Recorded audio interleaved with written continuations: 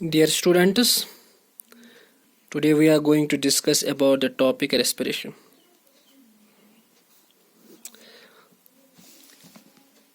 Respiration process के बारे में हम अक्सर ये कहते हैं कि it is the intake of oxygen and exhale of carbon dioxide. हालांकि ये रेस्पिरेशन नहीं है, it is only breathing. And this breathing is basically the part of respiration. हम जानते हैं जो हम गुज़ा खाते हैं उस गुज़ा की डाइजेशन होती है स्टोमक और स्मॉल इंटेस्टाइन में। इसके अलावा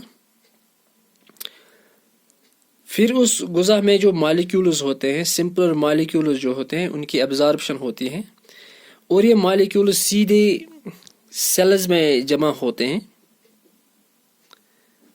तो जब हम ऑक्सीजन लेते हैं, जो ऑक्सीजन है due to transport mechanism, this oxygen is taken by the blood into these cells. तो वहाँ पे क्या होती है, वहाँ पे एक्चुअली ऑक्सीडेशन होती है इस गुज़ा की। Oxidation of food by oxygen to release energy. The process is called as respiration. तो एक्चुअली क्या होता है कि जब ये जो गुज़ा होता है, इसकी ऑक्सीडेशन होती है, ये ऑक्सीजन के साथ मिल के ब्रेक डाउन होता है, वहाँ पे एनर्जी मिलती है और इसी प्रोसेस को हम रेस्पिरेशन कहते हैं। तो जो रेस्पिरेशन है, it is basically we will see it is the energy currency, कि इससे हमें एक्चुअली जो एनर्जी होती है वो हमें मिलती है और इसी एनर्जी से फिर पॉसिबल है कि हम लोग कोई भी काम कर सकते हैं।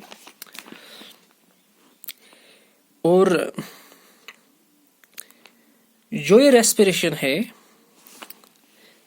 जिसमें कि हम देखते हैं कि फूड होता है या हम ग्लूकोज उसको कहते हैं, it gets oxidised and it releases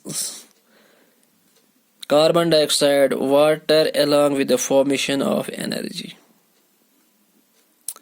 तो इसमें बाई प्रोडक्ट्स कुछ बनते हैं, कार्बन डाइऑक्साइड बनता है और इस कार्बन डाइऑक्साइड को फिर ब्लड अपने साथ लेकर लंग्स तक पहुंचाता है और ड्यू टू एक्सहेल, जब हम एक्सहेल करते हैं तो लंग्स जो है, लंग्स इसको थ्रो आउट करते हैं इस कार्बन डाइऑक्साइड को और फिर ये कार्बन डाइऑक्साइड हम बाहर फेंकते हैं। तो इस तरीके से इस रेस्पिरेशन का काम होता है। लेकिन ये रेस्पिरेशन जो है, it is of two types. One is called as aerobic respiration, another is called as anaerobic respiration. Aerobic respiration and anaerobic respiration. Aerobic respiration जो है, it is that respiration which occurs in the presence of oxygen, and anaerobic जो है, it occurs in absence of oxygen.